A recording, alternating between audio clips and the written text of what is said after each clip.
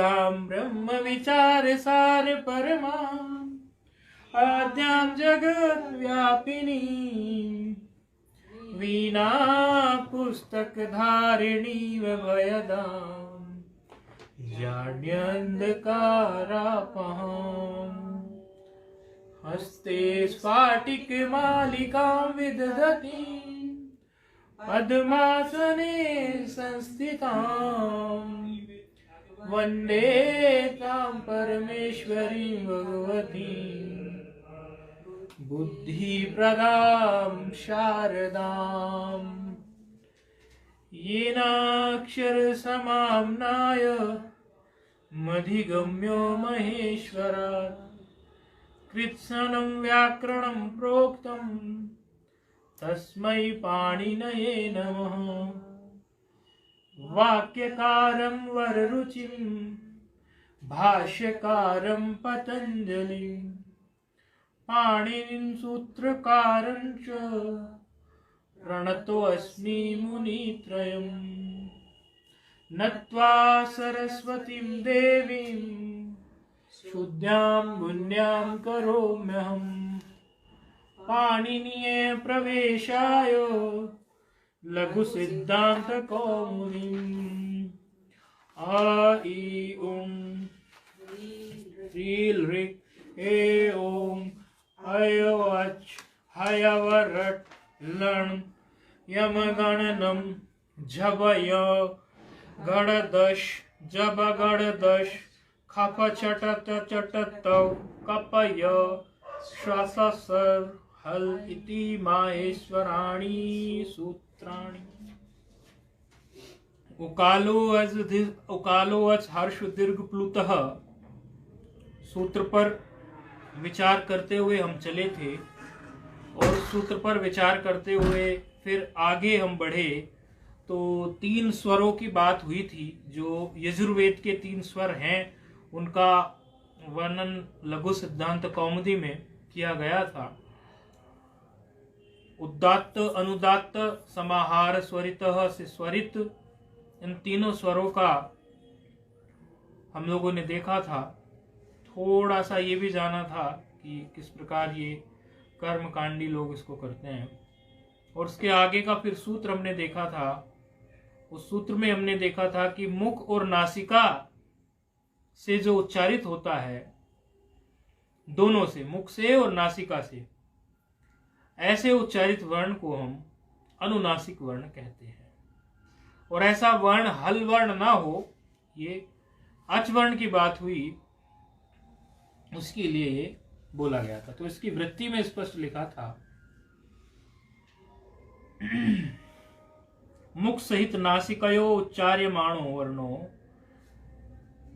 अनुनासिक संजयस्यात्। तो ये यहां पर इन्होंने वृत्ति की प्रथम पंक्ति में ये स्पष्ट कर दिया था कि जिससे हमें ये स्पष्ट हो गया कि पहले हमारे 3, इसमें एक अच्छी बात गजब की ये है कि अगर इसको ज्यादातर बातें जो हमारी होती हैं वेदांत में वो देश काल इत्यादि का जिक्र करते हुए होती हैं। तो यदि आप उकालो और हर्षदीर्घ प्लुत सूत्र को देखेंगे तो इसमें काल की बात हुई है। काल की बात, और इसमें कालकृत ही भेद है। ऊ में, ऊष्ट में और ऊष्ट में कालकृत ही भेद है। एक का काल 1 सेकंड, दूसरे का काल जिसका 1 सेकंड है उसको दीर्घ कह दिया, दूसरे को हमने, पहले को हर्ष कह दिया, दूसरे को दीर्घ और तीसरे को हमने प्लुत। और 1-1 सेकंड का समझो आज की गणना के हिसाब से हमने काल बढ़ाते हुए उसको कह दिया। तो ये हमारा कालकृत भेद उसमें पता चलता है। अच्छा, दूसरा जो 3 सूत्र हमारे आगे आए, उच्चेरी उदात्तः, नीचेरी अनुदात्तः, समाहार स्वरितः, इन सूत्रों में हमने कालकृत भेद तो पहले ऊपर देख लिया, इसमें हमने स्थानकृत भेद देखा। स्थानकृत मतलब जो तालवादी स्थान के ऊर्ध्व भाग से उच्चारित हो जाए उसको उदात्त कहो, और जो तालवादी के अधो भाग से उच्चारित हो जाए उसको अनुदात्त कहो, और जो थोड़ा बीच में रहे उसको स्वरित कहो। तो ये हमारा एक तरह से अगर वेदांत की भाषा में बोले तो ये देशकृत भेद हो गया। देश का मतलब स्थान होता है। देश का मतलब आप वो देश मत समझना, जब भी वेदांत में कभी देश की बात चलती है कि ये तो देशत्वे इसका भेद है या तो देश की दृष्टि से इसका भेद है, तो ये मत समझना कि ये भारत देश है और ये बांग्लादेश है और ये अमेरिका देश है या अन्य कोई देश है, उस देश का भेद है। देश का मतलब होता है स्थान। वेदांत की जो दार्शनिक भाषा है उसमें देश का मतलब होता है स्थान। जैसे हमारे जो ये ब्लैक बोर्ड, ये व्हाइट बोर्ड है, और यह जो पुस्तक है यह किस देश में रखी है, ये टेबल नामक एक देश है, ये मेज नामक देश पे रखे हुए हैं, और हम किसी और दूसरे देश में बैठे हैं, और ये सारे देश इस कमरे के देश में स्थित हैं, और ये कमरा भी किसी देश में स्थित है। तो इस तरह ये सब देश ही हो गए। और देश परिवर्तन क्या है, आपकी कुर्सी, चेयर, ये सब का अलग अलग देश आप मान सकते हैं। स्थान का मतलब देश होता है। कहने का तात्पर्य ये है। अब हमारा जो सूत्र ये कह रहा है मुख नासिको वचनो अनुनासिक। अब इसी सूत्र में हमने पहली पंक्ति ले ली थी, और पहली पंक्ति की दृष्टि से हमने इसको ये कह दिया था कि जो भी वर्ण मुख से और नासिका से उच्चारित होते हैं वो अनुनासिक कहलाते हैं। अब आगे की पंक्ति में जो ग्रंथकार हैं वो क्या कह रहे हैं वो थोड़ा देख लेते हैं। पहली पंक्ति कल हो गई थी, अगली पंक्ति बता रहे हैं। तद इत्थम आ ई उ री एषाम वर्णानाम प्रत्येकम अष्टादश भेदाः। पहली पंक्ति का ही अर्थ करेंगे, फिर अगली पंक्ति कुछ और बात कह देगी। पहली पंक्ति तो सिद्ध कर रही है कि आ ई उ री। अब ये 4 वर्ण इसमें आ गए। बात तो अच वर्णों की कितने की हुई थी? 9 की हुई थी। आ ई उ री भी आ गया था, ए ओ भी आ गया था, आई औ भी आ गया था। तो ये तो हमारे 9 वर्णों की बात हुई थी कि 9 के 9 वर्ण जो होते हैं, और कल हमने वो 9 के 9 वर्णों को 18 प्रकार से दिखाने की कोशिश की थी। लेकिन सामान्य बात कही थी अच, कि अच के भेद होते हैं। अब ये पूरी तरह से उसकी ठीक ठीक व्यवस्था देने के लिए सूत्र की वृत्ति आ जाती है। कहता है आ ई उ री, ये तो है 18 भेदों वाला, अर्थात आ को, ई को, ऊ को, री को हम 18 प्रकार से लिख सकते हैं। ये 18 प्रकार का बोधक होता है। जैसे हम आ बोल देंगे तो ये समझना चाहिए कि आ किसी एक फैमिली में, यदि हम ये कह दें कि ये शर्मा फैमिली है, ये वर्मा फैमिली है, या ये धनपटे फैमिली है, या तेंदुलकर फैमिली है, तो इसका मतलब ये हो गया कि तेंदुलकर, धनपटे या देशमाने या फिर शर्मा या वर्मा ऐसा बोलने से उसके सारे सदस्य उसके साथ आ गए। ठीक इसी प्रकार से आ कहने से हमें पता चलता है कि आ की जो फैमिली है वो 18 लोगों की है, वो 18 के 18 उसमें आ गए। ऐसे ही ई की है, ऐसे ही ऊ की है, और ऐसे ही री की है। आगे क्या कहते हैं? री वर्णस्य, जो री वर्ण है, री से आगे फिर री आ जाता है। जब हम देखते हैं माहेश्वर सूत्र में तो फिर री, तो री वर्णस्य द्वादश तस्य दीर्घा भावात। री वर्ण जो होता है वो केवल 12 प्रकार का होता है। उसमें क्योंकि दीर्घ का अभाव होता है, उसका कभी भी दीर्घ नहीं होता, उसका हमेशा हर्ष होता है, और उसका हमेशा फिर हर्ष होता है और प्लुत होता है, लेकिन उसका दीर्घ नहीं होता। इसलिए उन्होंने कहा है कि री वर्णस्य द्वादश तस्य दीर्घा भावात। अच्छा, एचामपि द्वादश तेषाम हर्ष अभावात। एचामपि का मतलब क्या है? एच प्रत्याहार। अब एच प्रत्याहार में क्या क्या आ गया? ए ओ आई औ। आप लोग एच प्रत्याहार को देखेंगे तो एच प्रत्याहार 2 माहेश्वर सूत्रों को लेकर बनता है। एग का ले लेते हैं ए ओ, और एच का ले लेते हैं आई औ। तो इस तरह से ये 4 वर्ण इसमें आ जाते हैं। तो 4 वर्ण ये हो गए, और एक वर्ण ली वर्ण री हो गया। तो ये 5 वर्णों के लिए उन्होंने द्वादश अर्थात 12 भेद बताए। अब इसको लिखेंगे कैसे और समझेंगे कैसे, इस विषय पे आते हैं। ये इससे पहले हमने लिखा हुआ था इस पे, एतदपि गमिष्यति। इसका मतलब है हम जब जीवन में कहीं भी फंस जाते हैं, हमें लगता है ये परिस्थिति तो बहुत गंभीर है, ये जीवन में से बीतने का नाम नहीं ले रही, बड़ा कष्ट आ रहा है, ये व्यक्ति हमें परेशान कर रहा है, परिस्थिति हमें परेशान कर रही है, तो उस समय इसको गुरु मंत्र की तरह हमें प्रयोग करना चाहिए कि एतदपि गमिष्यति, अर्थात यह भी बीत जाएगा, यह भी बीत जाएगा, यह भी बीत जाएगा। कोई चीज टिकाऊ इस जगत में नहीं है, इसलिए चिंता करने की बात नहीं है। तो ये एतदपि गमिष्यति का मतलब ये है। ये इसको अपने अभ्यास में लाना चाहिए। जब कोई चीज परेशान करती हो और खूब चित्त में बार बार वो विचार उठता हो, तो उस विचार को एक ज्ञानप्रद विचार से कहना चाहिए कि एतदपि गमिष्यति, ये जो विचार मुझे परेशान कर रहा है, ये जो परेशानी मुझे बाहर दिख रही है, अवश्य ही यह भी बीत जाएगी, क्योंकि इससे पहले भी बहुत सारी परिस्थितियां बीत गई। तो अब हम इसे मिटा रहे हैं।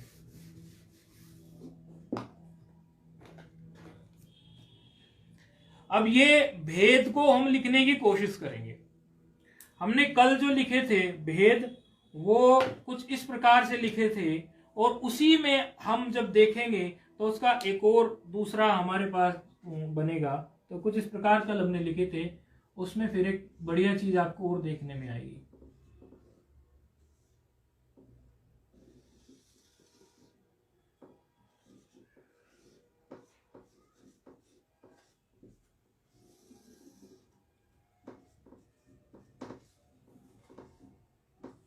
हर्ष दीर्घ प्लुतः।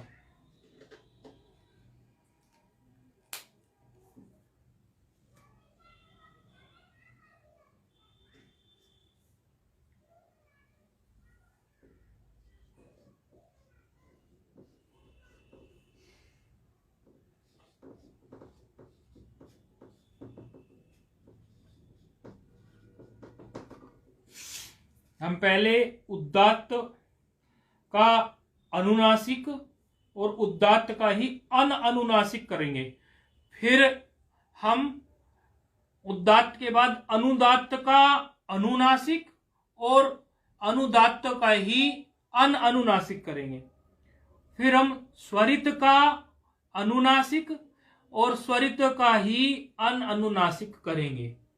उसके हर्ष में भेद देखेंगे, इन्हीं 6 के दीर्घ में, इन्हीं 6 के प्लूत में। कोई एक वर्ण हम लिख के भी दिखा देंगे, 18 भेद उसके, ताकि आपको पता चले कि उसके 18 भेद किस प्रकार बनते हैं। पहले क्या लिखे आप बता सकते हैं?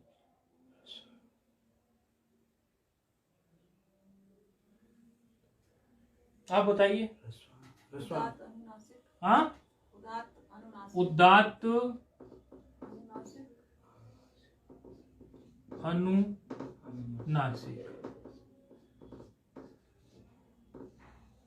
उदात्त अनुनासिक, उदात्त अनुनासिक,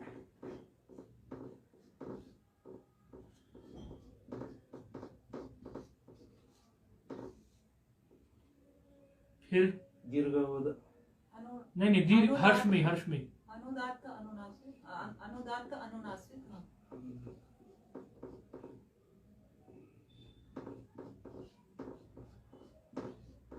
अनुदात्त अनुनासिक, अनुदात्त अनुनासिक, अनुदात्त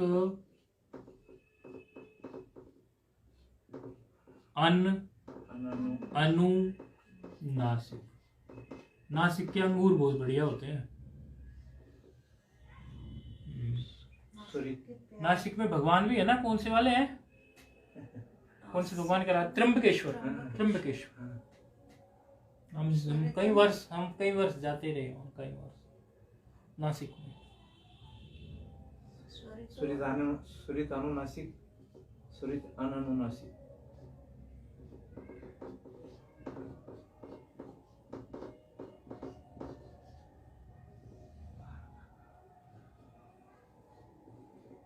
रोशन के यहाँ भी होते हैं ना, वो रोशन के यहाँ होते हैं। नासिक उसी का एरिया का है।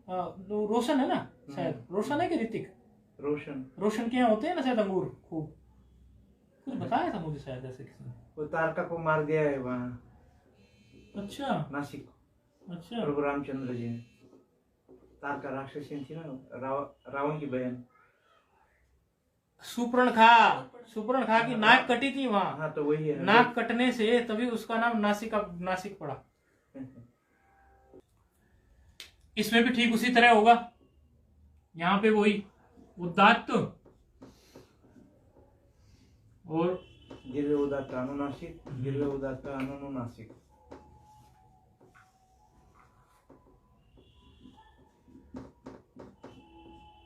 मतलब ये बिल्कुल ऐसे ही होते चले जाएंगे। जी जी। ऐसे मतलब इससे ऐसे नहीं, इनसे ऐसे, इधर वालों से के जैसे।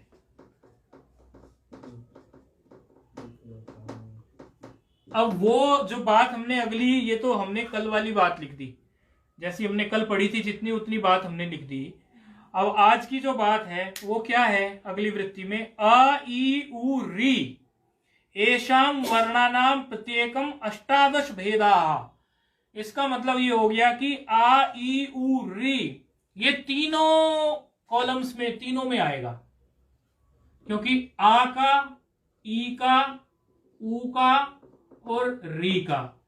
इधर भी आ का, ऊ का, आ का, ई, आ ई ऊ और री, और उधर भी आ ई ऊ और री। ये तीनों के तीनों में हर्ष भेद से उदात्त अनुनासिक भी होता है, दीर्घ भेद से उदात्त अनुनासिक भी होता है, प्लुत भेद से उदात्त अनुनासिक भी होता है, और ये सारे भेद इसमें बनते हैं। लेकिन अगली पंक्ति में जो ये कह रहे हैं कि री वर्णस्य द्वादश तस्य दीर्घाभावात्, अर्थात री वर्ण में, री वर्ण द्वादश प्रकार का होता है, उसमें दीर्घ का अभाव होता है। अब मुझे री को कहाँ लिखना चाहिए इनमें तीनों में? बीच में नहीं लिखना। अच्छा यहाँ लिख दूं? जी। और यहाँ लिख दूं? नहीं। यहाँ लिख दूं? जी। अच्छा अब चार वर्ण रह गए, ए, ओ, आई, औ।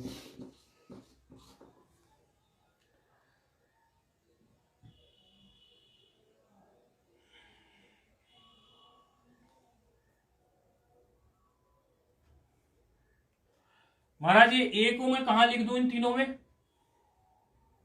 रसों का अभाव है इसमें। हाँ तो कहाँ लिखूं इस ए को? बात सही है आपकी, रस का अभाव है। कहाँ लिखूं इस ए को? दीर्घ में लिखना है। दीर्घ में लिख देता हूँ। प्लुत में लिखना है। प्लुत में लिख देता हूँ। और इसको औ को? ये भी उसी में आएगा, रस का अभाव दोनों में। एक चमक सारे वर्ण आ गए उसमें। तो सब जो है यहां नहीं लिखे जाएंगे, केवल किसमें लिखेंगे?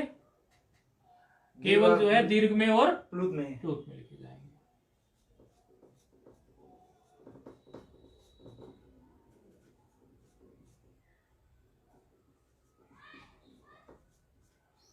अच्छा बस इतनी सी कहानी है इसकी।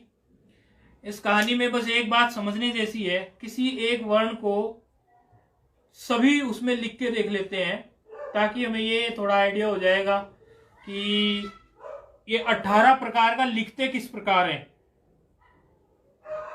वस्तुतः सामान्य रूप से जब पढ़ते हैं तो 18 प्रकार के रूप बनाते नहीं है हम, नहीं तो कोई भी रूप 18 प्रकार से भी बन सकता है फिर उस हिसाब से लगाएं तो।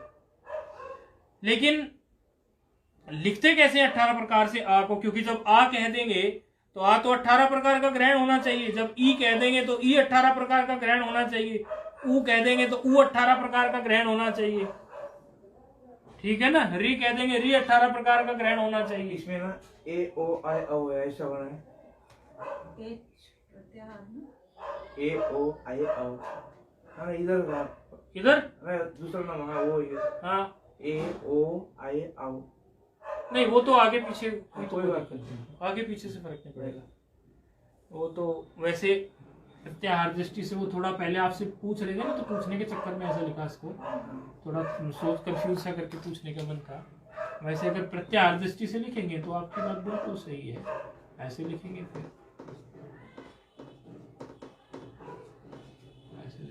फिर वो वहां भी वैसे ही जाएगा, ये यहाँ जाएगा और यहाँ एक वाला रहेगा। अब इसमें क्या है कि किसी एक वर्ण को अगर हम लिखना शुरू किए, माना अ वर्ण को हम लिखना शुरू कर दें, तो पहले तो हम उसके 3 ये हर्ष दीर्घ प्लुत बना लेते हैं। ये नीचे की पंक्ति हम थोड़ा मिटा रहे हैं ताकि स्पेस थोड़ा अधिक मिल जाए। ये आप लोगों ने लिख ली होगी, 1-2 पंक्ति नीचे की हम थोड़ा उड़ा रहे हैं।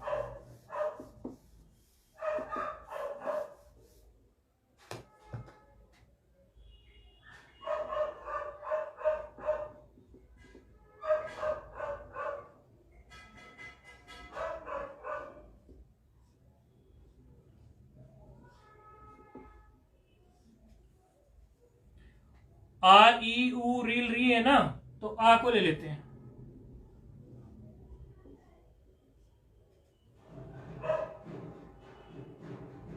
पहला क्या था?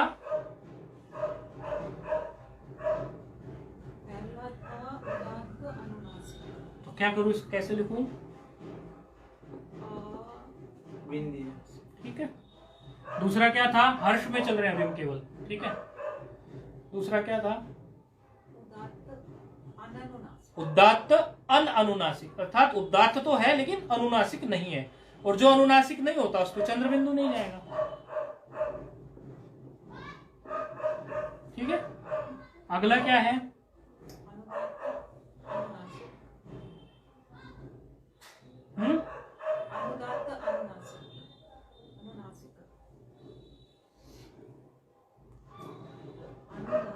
अच्छा, अनुदात्त आ गया, ठीक है।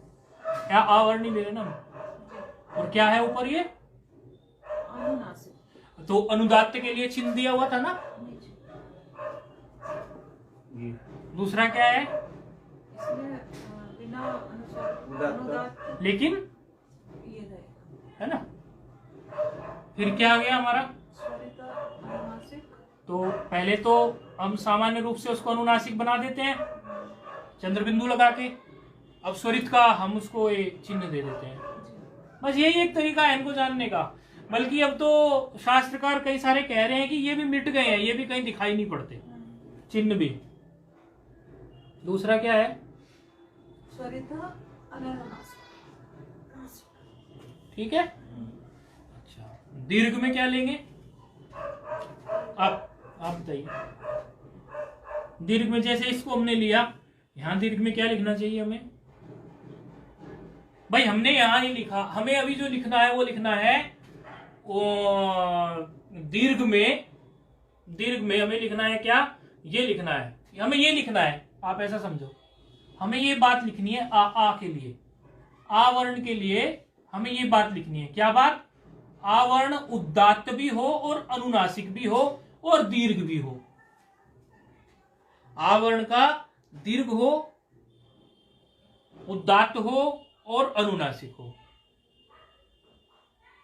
तो एक तो हो गया ये तो बन गया दीर्घ। सबसे पहले दीर्घ लेके चलेंगे, सबसे पहले दीर्घ लिख देंगे। हाँ जी।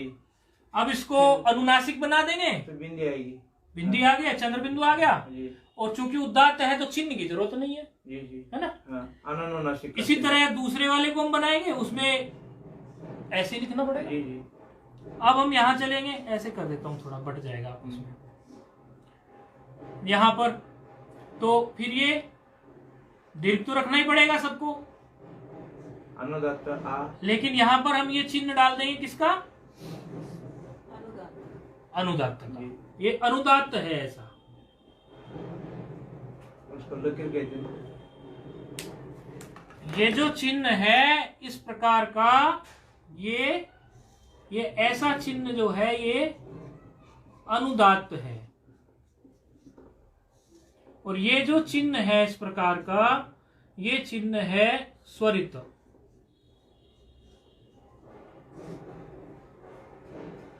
तो वही काम हम यहाँ कर रहे हैं। पहले हमने उनको उदात्त लिखा, उसमें चिन्ह नहीं होता, अनुदात्त में चिन्ह होता है। तो अनुदात्त का चिन्ह क्या है? नए नीचे नीचे 180 डिग्री 180 के कोण पे नीचे बैठा होता है, इस तरह आ।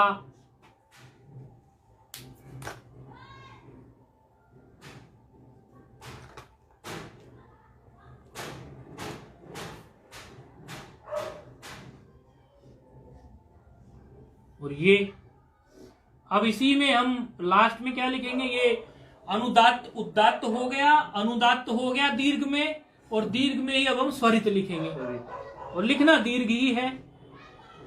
तो पहले तो हम उसको अनुनासिक लिखते हैं, फिर हम उसका अननुनासिक लिखते हैं। फिर उसमें हमें भेद क्या चाहिए? भेद हमें चाहिए उसका चिन्ह का। तो चिन्ह उसमें क्या पड़ेगा? उदात्त अनुदात्त, इस प्रकार दंड आएगा ना, ऊपर आएगा ना, एक मिनट। स्वरितम। अच्छा अच्छा अच्छा अच्छा, ठीक है ठीक है, तीसरे में आ गए ना हम तो भी। दंड आएगा।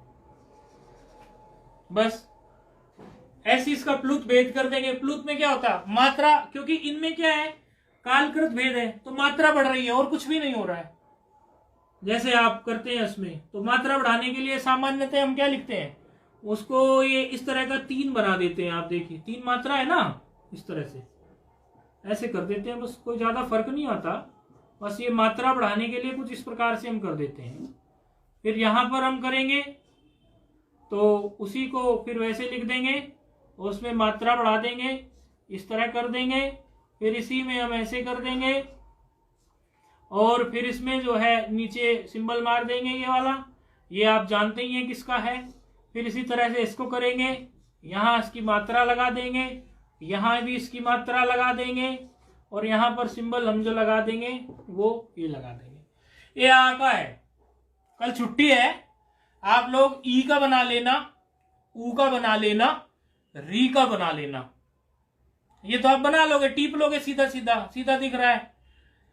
इससे जो दिखाने वाली जो बात है, और जो आप ऑनलाइन वाले लोग हैं, वो मुझे व्हाट्सअप कर देना बना के, मैं चेक कर लूंगा। छुट्टी है, और कल शाम तक ही कर देना व्हाट्सअप, रात तक कर देना, भले रात तक भी करोगे चलेगा, कल पूरा दिन भी ले सकते हो। आप बताओ किसका बनाना है? आ ई का तो बनाना है, आ का तो बन गया। अब ई का, ऊ का और री का बना। आप लोगों ने जरूर ही अपनी कोई नोटबुक बना रखी होगी लघु पढ़ने के लिए। अगर अभी तक नहीं बनाई किसी ने तो बना लेना, आज पहली बार। वैसे बनानी ही चाहिए। तो उसमें आप सजा लो। कल को आपको मैं कहने लगूं कोई विद्यार्थी मिल गया दिल्ली का कि चलो उनको हमने पढ़ाया, वो पढ़ा देंगे। अब फिर आप कहाँ से पढ़ाओगे? पहली बार पढ़ाओगे तो आपके पास आपके नोट्स तो होने चाहिए। इसलिए आप ये खुद भी चार्ट अपना स्वयं का बना लेना, और हर वर्ण का बना लेना। 9 अच है, 9 का बनाना। जिनमें भेद बताया है, जब उनका बनाओगे तो बुद्धि वहां ठीक चलेगी, वहां आप सही कर पाओगे। ये आ का तो सीधा सीधा हो गया। जब आप बनाएंगे ए का, ओ का, आई का, औ का, तो उस समय आपको ये पता चलेगा कि उसमें कौन सा भेद करना है। तो भेद करने के समय पर कि एक में दीर्घ नहीं है और एक में हर्ष नहीं है, तो किस में हर्ष नहीं है और किस में दीर्घ नहीं है, उस दृष्टि से किस में जो है 12 कहाँ होंगे और किस में 12 कहाँ होंगे, ये ऐसे के ऐसे पूरे 18 नहीं बनने वाले हो। उसमें तो 12 बनेंगे, क्योंकि जो हमारा ली है, ली वर्ण में 12 जब बनाएंगे तो उसमें दीर्घ वाला जो होगा, ये दूसरे नंबर का जो दीर्घ वाला होगा, इसमें कम हो जाएंगे क्योंकि उसमें दीर्घ भाव है। और एच में जो है हर्ष कम हो जाएंगे। इस तरह से आप ये दिमाग लगाओगे और जब अपने हाथ से लिखोगे तो मस्तिष्क में सेट हो जाएगी ये बात। ये हमारा उद्देश्य है कि एक बार जब करते हैं तो छोटी छोटी चीज, जब हम देखो हम ज्यादा सूत्र नहीं ले रहे हैं, कोई ज्यादा कोई लोड नहीं है, सब आराम से पढ़ रहे हैं, तो फिर जो सूत्र आपके सामने को निकल जाए। मेरा ये उद्देश्य है व्यक्तिगत कि आप स्वयं भी पढ़ा सको उसको। मतलब अगर मैं सच में कह रहा हूं, मैं आप लोगों को भी कह रहा हूं, आप ऐसा मत समझना जैसे कोई कल को कोई मानो भाई हम यही है गंगा किनारे, आप भी और हम भी, कोई विद्यार्थी नहीं आ गए और बाई चांस हमारे पास कोई चल रहा है, जैसे आप ही लोग हो और विद्यार्थी आ गए, वो बेचारे वो आज संधि में आ गए, हल संधि में आ गए। यदि आप ऐसा करोगे तो बहुत अच्छा रहेगा। मैं कहता हूँ सीखने को बहुत मिलेगा। और वो कहने लगे हमें बैठना है महाराज जी पाठ में। मैंने कहा संज्ञा प्रकरण आप इनसे पढ़ लो, आज संध्या आप इनसे पढ़ लो। तो इस तरह से अपना अभ्यास भी हो जाएगा, उन विद्यार्थियों को भी लाभ होगा और हमारा पाठ भी चलता रहेगा नित्य। आप पीछे पीछे समस्या क्या होती है यहाँ पर अक्सर देखने को आता है कि आचार्य को फिर से पीछे से पढ़ाना पड़ जाता है, क्योंकि विद्यार्थी नया है, बेचारे को परेशानी, या अलग से टाइम देना पड़ेगा। तो संज्ञा प्रकरण में आज तक हमने कितने सूत्र किए हैं? इसमें मेरे ख्याल से 6 सूत्र शायद हुए हैं। 1 2 3 4 5 6 7 8 9 सूत्र अभी तक हुए। तो ये 9 सूत्र में कुछ भी नहीं थे, बड़े आसान से थे। ये 9 के 9 सूत्र आप आराम से बैठ के पढ़ा सकें। कम से कम 9 सूत्र तो आपके अपने बन जाए। आप ये कह सकें अगर शरीर अभी छूट जाए, भगवान न करे, हम तो कहते हैं सब 100 वर्ष से भी ऊपर जिए, लेकिन आज अगर अभी शरीर छूटता है इसी क्षण, तो कोई आपसे ये कहे अभी अगला जन्म आ रहा है या ब्रह्मलोक में ब्रह्मा जी को जाके दुखी करोगे, क्योंकि वहां उनको उपदेश करना पड़ेगा, वहां लघु पढ़ानी पड़ेगी उनको, क्योंकि तत्व ज्ञान के लिए उपनिषदें पढ़नी है, उपनिषदों का श्रवण, वहां तो एक से एक तत्वज्ञ बैठे हैं सृष्टि के। ये बात सुन लो आप अच्छे तरीके से। एक महात्मा जी हमें ये बात बताते थे।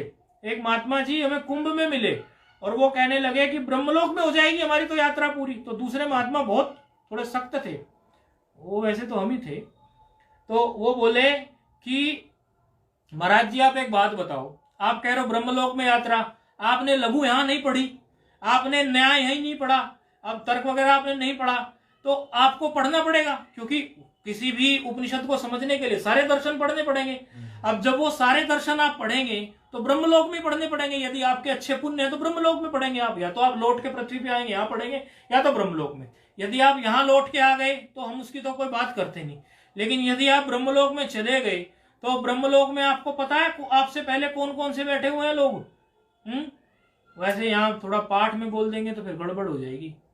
मैंने तो बहुत बड़े बड़े नामचीन महात्मा जिनका अभी शरीर नहीं है, लेकिन उनके भक्तों की दृष्टि में तो वो सिद्ध पुरुष हो चुके, लेकिन श्रुति प्रमाणित उनका ज्ञान नहीं है, तो अर्थात उनको श्रुति प्रमाणित ज्ञान करने के लिए ऊपर जाना पड़ेगा। अभी भी हैं और जिनके शरीर छूट गए उनके भक्तों की, क्योंकि लाइव में कोई भी सुनता है इसलिए अच्छा नहीं लगेगा बोलना, तो मैंने उन सारे महात्माओं के नाम गिना दिए उनको, और जो प्रसिद्ध है खूब, आज बहुत बड़े बड़े आश्रम है उनके। मैंने कहा सारे में से कम 10% तो मिल ही जाएंगे, अगर किसी का पुण्य होगा। हो सकता है लौट के आ जाए वो, क्योंकि महात्माओं में ज्यादा दिक्कतें हैं, गृहस्थी उनसे ज्यादा भला है, गृहस्थी ज्यादा पुण्य करता है, महात्मा थोड़े गड़बड़ हो जाते हैं, तो हो सकता है उन्हें लौटना पड़ जाए और गृहस्थी ब्रह्मलोक में ब्रह्मा जी से उपदेश सुन रहा है। तो वहां ये सत्य बात है ना, इसको कपोल कल्पित कल्पना ना समझना, सारे वहीं बैठे मिलेंगे। अब उनके बीच में वहां भी सीनियरिटी जूनियरिटी है, वहां भी चक्कर पड़ेगा ना। ये जैसे यहाँ पड़ता है, कोई यहाँ आता है गंगा किनारे, अरे कितने साल से रहता है तू यहाँ? बोले 1 साल। हम 8 साल से। अरे हम जानते हैं यहाँ की छान रखा है हमने, वहां ये भंडारा होता है, वहां होता है। तो वहां भी ऊपर भी कुछ ऐसा सिस्टम है, ऊपर बोलना पड़ता है, वस्तुतः वो तो अपने अंदर ही प्रतीत होता है, वो ऊपर नहीं है कहीं, वो ब्रह्मलोक कहीं ऊपर नहीं है। वो ऊपर का मतलब है कि वो स्थिति ऊंची होती है तो ऊंचा लोक मिलता है। तो वहां, और दूसरी बात, जब तत्व ज्ञान सुनेंगे, एक से एक योगी वहां बैठा हुआ है, क्योंकि ज्ञान तो उसको भी नहीं हुआ है, और उसको घुटना लग गया, आपकी धोती लग गई, आपके पैर लग गए, आपकी चप्पल लग गई, शाप दे देगा, फिर देखना क्या होगा। इसलिए यही पढ़ लो अच्छे से। ये बात का ये तात्पर्य है, इस सारी कहानी सुनाने का ये मतलब है, यही पढ़ लो, यही निपटा लो। यही बोला था मैंने कुंभ में उन महात्मा जी को। बाद में वो महात्मा जी थे तो वो दंडी स्वामी हैं, भी जिंदा है, आश्रम है बहुत बड़ा उनका। बाद में वो हमारे मित्र हो गए, और फिर वो हमें ये कहने लगे आप आइए हमारे आश्रम में रहिए, और वहां पर आप एक गायत्री अनुष्ठान कीजिए, और आपकी तत्व ज्ञान की जो ध्वजा है वो तो ऐसे फहराएगी कि पूरा भारत आपको जानेगा। ऐसा उन्होंने मुझे बोला। मैंने कहा महाराज जी आपकी बात बहुत बढ़िया है, लेकिन अभी तो मेरा किसी ऐसे आश्रम में रुकने का मन नहीं है। तो कहने का तात्पर्य ये है कि 9 सूत्र आप लोगों ने पढ़ लिए, तो 9 के 9 सूत्र आप किसी को पढ़ा सके, इनको फिर से आप ब्रह्मलोक में पढ़ने के चक्कर में ना पड़ जाना। अब चलते हैं 10वें सूत्र की तरफ। मैं पहले वो बोलूंगी, दीर्घ नहीं है उसमें। आप कैसे भी बोलो, मैं समझ लूंगा, बस सही बोलना, तरीका बदल के बोलो, लेकिन सही बोलो बोले। री का बोलना ना। हाँ, ली ली, लकार वाला ली। उसमें दीर्घ नहीं है, ह्रस्व होता है। तो ह्रस्व उदात्त अनुनासिक ह्रस्व अनुदात्त का उच्चारण नहीं नहीं, वो मत करो, ईऊ मत करो आप, उदात्त अनुदात को ऐसे ही बस बोल ऐसे दो बोल कि दो। हाँ वो भी काफी है, क्योंकि वो तो गुरु परंपरा से चलता है। हाँ। तो ह्रस्व ह्रस्व उदात्त अनुनासिक ऋ, ह्रस्व अनुदात्त अनुदात्त। चलो आप बार बार री भी मत बोलो, स्पीड से बोल दो अब। नहीं बोलूंगी, उससे प्रैक्टिस हो जाएगी। ह्रस्व अनुदात्त उदात्त अनुनासिक ऋ, फिर दीर्घ नहीं है, प्लुत अच्छा पहले ह्रस्व वाला खत्म करते हैं ना, ह्रस्व दीर्घ प्लुत, फिर अनुदात्त अनुदात्त ह्रस्व अनुदात्त अनुनासिक ऋ, ह्रस्व अनुदात्त अनुनासिक ऋ, अनुनासिक, अनानुनासिक, फिर प्लुत प्लुत स्वरित। चल रहा हाँ है, हाँ, मैं तो पहले देख रहा था, तो आप क्या गलत की सहमति भी देते हैं जानबूझ के, व्यक्ति वैसे ही उछल पड़ेगा। तो थोड़ा सा तो गुरुजी के संस्कार भी आ ही जाते ह्रस्व हैं। के हिसाब से तीनों चलेंगे। आप बताइए, तो अब स्वरित चल मैं तो रहा हाँ है। भरूंगा, फिर बताऊँ गलत कहाँ थी। ह्रस्व स्वरित अनुनासिक ऋ, ह्रस्व स्वरित अनानुनासिक ऋ। अब दीर्घ नहीं है ऋ में, तो प्लुत में जाएंगे, प्लुत उदात्त अनुनासिक ऋ, प्लुत प्लुत वो एक अनुदात्त गैस होती थी ना केमिस्ट्री में, उसे सूंघ के बहुत हंसी आती थी, हम बच्चों को सूंघा देते थे वहाँ लेबोरेटरी में, लगता है वो सूंघ लिया आपने आज है। नहीं प्रैक्टिस हो रही ना, अच्छा लग रहा है। उसका प्लुत में चल रहा है। हाँ, प्लुत उदात्त अनुनासिक ऋ, प्लुत अनुदात्त उदात्त अनानुनासिक ऋ, फिर प्लुत अनुदात्त अनुनासिक ऋ, प्लुत अनुदात्त अनानुनासिक ऋ, फिर प्लुत स्वरित प्लुत स्वरित अनुनासिक ऋ, प्लुत स्वरित अनानुनासिक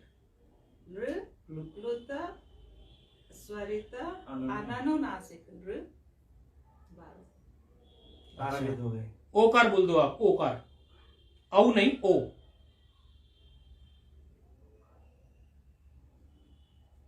बिल्कुल खुले हृदय से, बिना कुछ चिंता किए, गलत हो तो गलत, कोई दिक्कत नहीं है, लेकिन बोलना है अपने को तो बस। ओकार में दीर्घ उदात्त अनुनासिक, ठीक है, दीर्घ उदात्त अनानुनासिक, ठीक है,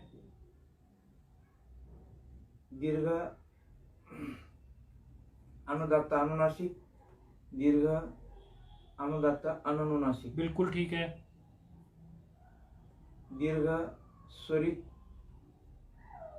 अनुनासिक, दीर्घ स्वरित अनानुनासिक, प्लुत उदात्त अनुनासिक, प्लुत उदात्त अनानुनासिक, प्लुत अनुदात्त अनुनासिक, प्लुत अनुदात्त अनानुनासिक, प्लुत स्वरित अनुनासिक, प्लुत स्वरित अनानुनासिक। ओकार के भेद हो गए। अच्छा, आप एकार को स्पीड से बोल सकते हो बिना कुछ कहीं भी देखे, गोली की स्पीड से। एकार को एकार में भी द्वादश भेदा है। हाँ ठीक है, हाँ जी, गोली की स्पीड से बोल के दिखा दो, जैसे एक अभ्यासी बोलता है। अभ्यास भी हुआ तो नहीं, फिर भी कोशिश करेंगे ना, कोशिश करेंगे, अभ्यास के लिए तो बैठे हैं, इसमें क्या है, कोशिश करेंगे। दीर्घ उदात्त अनुनासिक एक, दीर्घ उदात्त अनानुनासिक एक, दीर्घ अनुदात्त अनुनासिक, दीर्घ अनुदात्त अनुनासिक एक, दीर्घ अनुदात्त अनानुनासिक एक, प्लुत अनुदात्त अनुनासिक एक, दीर्घ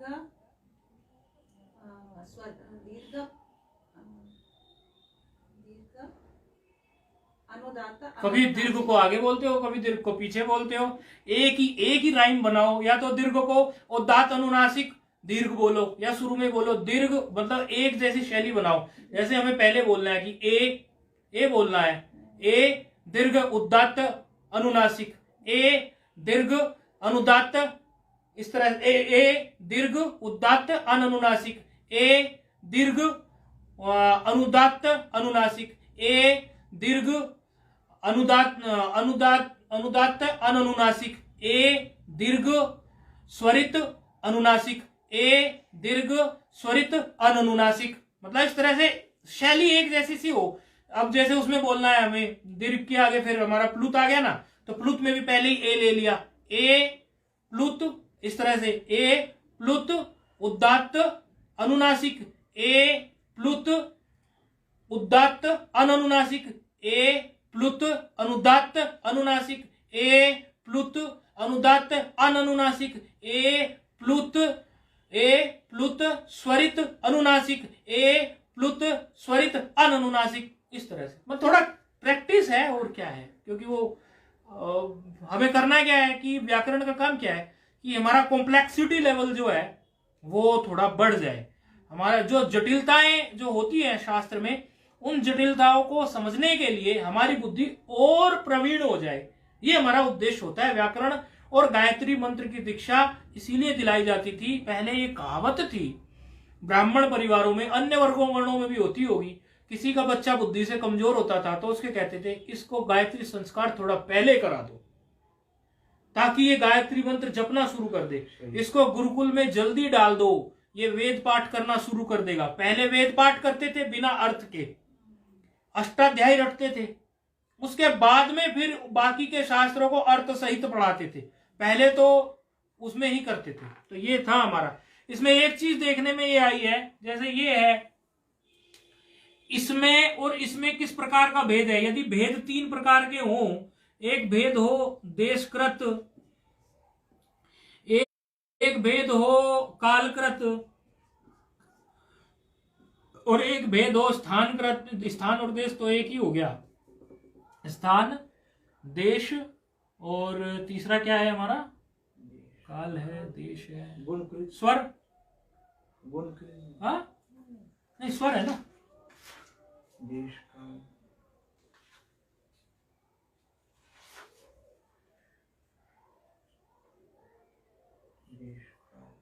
अरे वो है ना, हमने अभी ये मुख सहित नासिका, ये नासिका कृत है ना, हाँ नासिका कृत। तो इस तरह से भी हम इसके बारे में थोड़ा चिंतन कर सकते हैं कि ये जो है और इसमें उसमें किस प्रकार का भेद है। तो देख रहे हैं कि ये एक अनुनासिक है और एक अननुनासिक है, तो दोनों में जो है अनुनासिक और अननुनासिक का जो भेद है, इस प्रकार का भेद है। इसमें भी एक अनुनासिक है, एक अननुनासिक है, इस तरह से। लेकिन इसमें और इसमें कालकृत भेद है, इनमें और उनमें कालकृत भेद है। काल का, एक का काल 1 सेकंड है, दूसरे का काल 2 सेकंड है, इनमें भी ये कालकृत भेद है, इनमें भी कालकृत भेद है। इस तरह से इनके ये भेद है। और हमने क्या पढ़ा था, हाँ ये नासिकागत भेद है, ये वाला, ये आ में, दूसरा मार्कर ले लेता हूं, फिर इससे सारा एक जैसा था दिखता नहीं है। इस आ में और इस आ में, इनमें दोनों में कौन सा कृत भेद है आप बताएंगे? इन दोनों में, केवल इन दोनों में, ये में नासिकाकृत और नासिकाकृत, केवल नासिकाकृत ही तो है, और तो कोई भेद है ही नहीं इनमें, क्योंकि ये भी हर्ष है, ये भी हर्ष है। इसी तरह इनमें भी नासिकाकृत ही है, इनमें भी नासिकाकृत ही है। लेकिन जब इनकी ऊपर नीचे वालों से तुलना करेंगे तो उनकी स्थानकृत भेद भी आ जाएगा, ठीक है, कालकृत भेद आ जाएगा, कालकृत भेद आ जाएगा, काल का भेद आ जाएगा। अगर इसका और इससे तुलना करेंगे तो काल का भेद आ जाएगा, है ना। एक 1 सेकंड में उच्चारित होता है, दूसरा 2 सेकंड में उच्चारित है। तो थोड़ा सा क्या है कि एक बार इसको चार्ट को बना के दिमाग में पूरा घुमा लो अच्छे से। स्थानकृत भेद वाला कौन सा होगा फिर? स्थान में क्या आता है, स्थान में मुख नासिका का आएगा ना, तो वो अभी आई नहीं, अभी आएंगे मुख नासिका आ गए। वैसे स्थान के, ये स्थान का ही तो भेद है। नहीं आपने ये बताया कि कालकृत भेद तो ह्रस्व दीर्घ प्लुता में आ गया ना। हाँ, और देश नासिकाकृत आपस में होगा, अनुनासिक और अननुनासिक। ठीक है। भेद बताया आपने, तो देशगत भेद कौन सा होगा? स्थानकृत भेद ही तो देशगत भेद होता है। ठीक है। नासिकाकृत भेद नहीं, 3 भेद बताए ना। तो स्थान देखो ना, स्थान पढ़े थे ना हमने अभी। उदात्त अनुदात्त स्वरित क्या है? अच्छा, ये हो गए स्थान। मतलब सोचो, आप सोचो, ऐसा हाँ नहीं भरो मेरी, आप खुद से सोचो, फिर उसको गलत ठहरा हो, अगर गलत है तो और चिंतन करेंगे। आप सोचो ये क्या है, क्या वृत्ति क्या कहती थी? उच्चैः उदात्त, नीचैः अनुदात्त, समाहार। स्थान का भेद करती थी कि नहीं? एक तालवादी के ऊर्ध्व भाग से था, एक तालवादु के अधो भाग से था, एक बीच में था, तो तीनों का स्थान अलग बन रहा था कि नहीं बन रहा था? कैच किया ना अभी? मुख में जो स्थान है उनसे था ना, इस प्रकार से। ठीक है, ये मुझे लगता है उतार लिया होगा। और कुछ तो नहीं बच गया, बस यही मेन चीज थी इसमें देखने जैसे। मिटा रहे हैं अभी, है?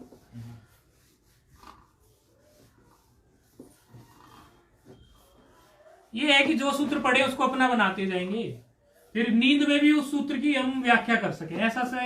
ऐसी सी स्थिति का ही मजा आता है फिर। और इसी तरह आप जो सूत्र पढ़ रहे हैं, आपको कोई बच्चा मिल जाए कहीं जाते हुए सड़क पे, आप चल के आए गंगा किनारे, वो कहने लगे कि मुझे संज्ञा प्रकरण मेरा पक्का नहीं है, तो आप इस प्रकार उसको बताएं, अरे संज्ञा प्रकरण में क्या है? बोले बोल हलंत्यम, बोले हलंत्यम, बोले बोल फिर अदर्शनम लोपा, वो अदर्शनम लोपा, उच्चैः उदात्त, बोल सारे सूत्र जो है अदर्शनम लोपा, तस्य लोपा, आदिरंतेन सहिता, पहले उतार दो। उसकी वृत्ति में क्या था? ये था, उसमें क्या था? ये था, उसमें क्या था? ये था। अरे ऐसा करते, ऐसा ऐसा ऐसा, हो गया, बस खत्म, कुछ नहीं है। इतना सरल उस विद्यार्थी के लिए कर दो कि उसके लिए जो लघु हवा बन गई हो, वो हवा उसका खत्म हो जाए। और हम बिल्कुल इसको ऐसा ही करने वाले हैं। अभी तक अगर कोई सूत्र में कुछ बचा हो तो हम फिर ले सकते हैं, वैसे इसमें कुछ बचा नहीं है। अब चलते हैं हम अगले सूत्र की तरफ। थोड़ा सा इंट्रोडक्शन कर लेते हैं अगले सूत्र का, समय कम है लेकिन इंट्रोडक्शन करना जरूरी है। उच्चारण हम कर लेते हैं अगले सूत्र का। तुल्यास्य प्रयत्नम स्वर्णम, तुल्यास्य प्रयत्नम सवर्णम। ठीक है, ये एक एक एक है, कितना बढ़िया सूत्र है। एक एक नौ, एक एक नौ, तो बढ़िया ही है, शुरू में ही है एकदम। तो इसी तरह थोड़ा पढ़ लेंगे ना तो अन्य को भी हम कुछ बता पाएंगे और हमें भी आनंद आएगा। मतलब सही पूछो तो जब हम एक ही शास्त्र को पकड़ के बैठे हैं, लेट से हम लघु को ही लेके पकड़ के बैठे हैं, तो हमारी वो स्थिति हो जानी चाहिए कि पुस्तक बंद, सब कुछ बंद, बोर्ड लेके बैठ गए गंगा किनारे। सच में मजा तभी आता विद्या का।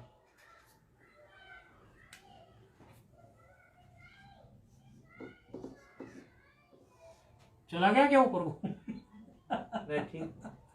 नहीं, मैं देखता रहता हूँ, वो उड़ता है ऊपर। अब मैं ऐसे करूंगा इसको, हाथ का एंगल नीचे को, जैसे कल आपको बताया था ना, वो आप नहीं आए थे तब तक। ये ऐसे अंगूठा अलग रहना चाहिए, ये अंगूठा ऐसे अलग, और थोड़ा ऐसे जल डालो ना, ऐसे जाए, और ऐसे गया हरी ही में 2 उंगली अंदर, पहले हा री ही ओम हा री ही ओम हा री ही ओम, ऐसे धड़ाधड़ ऐसे। तो इसी तरह से मैं भी अब हाथ को ऐसे एंगल से नीचे को रखूंगा, और आपको इस तरह से सूत्र आ जाने चाहिए। मैं ये कहना चाह रहा हूं, आप ऐसा समझना, कर्म कांडी नहीं बनना अपने को, जो कार्य कर रहे हैं वही करना है।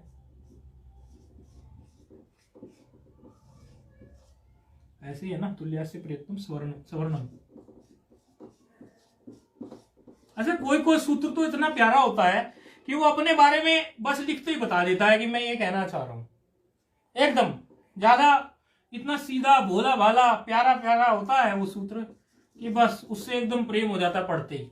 देखो स्वर्णम तो अपने आप ही कह रहा है कि स्वर्ण, सवर्ण, स्वर्णम। बस तुल्यास्य में थोड़ा सा लगता है कि ये तुल्य है कि अतुल्य है, क्या है, ये थोड़ा देखना पड़ेगा। अच्छा, पहले हम इसकी थोड़ा सा इसकी विभक्ति लिख लेते हैं, इसमें पद कितने हैं वो थोड़ा सा जान लेते हैं, क्योंकि इसमें गड़बड़ कर देते हैं। वैसे तो तोड़ के लिख दिया है पूरा, तो इसमें पता चल रहा होगा। ये प्रथमा एक वचन, ये भी प्रथमा एक वचन है? आप बताओ, इसमें 2 पद हैं। कहाँ है 2 पद? हाँ, टोटल 2 पद हैं। आप बताइए, आप तो पढ़े पढ़ाए हैं। ऐसे ही बोलते हैं हम, पढ़े पढ़ाए हैं, सब पढ़े पढ़ाए हैं, यहाँ पर कोई कच्चा नहीं है। ऐसी तो विनोद बोल देते हैं। आज से विनोद में तो थोड़े फालतू शब्द भी आ ही जाते हैं। तुल्यास्य प्रयत्नम स्वर्णम में 2 ही पद हैं, एक तुल्यास्य प्रयत्नम और एक स्वर्णम।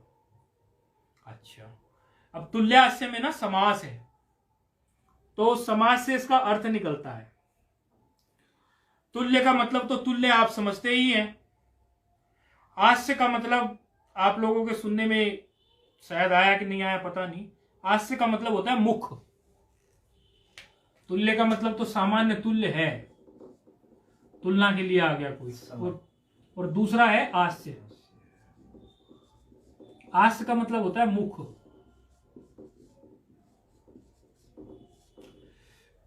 बहुत सरलता से बता रहे हैं, तुल्य से समझ में आ रहा है, आस्य से समझ में आ रहा है कि मुख का मतलब कुछ समानता की बात हो रही है, ऐसी सी बात कुछ सूत्र कहने जा रहा है, अभी तक कहीं नहीं है।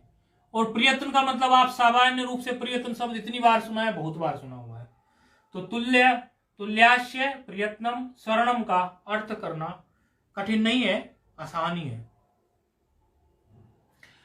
अब ये जो मुख की, आस्य का मतलब मुख कह रहा है ये, और प्रयत्न कह रहा है, स्वर्णम सवर्ण जो कह रहा है, समय है लेके चलिए इसको।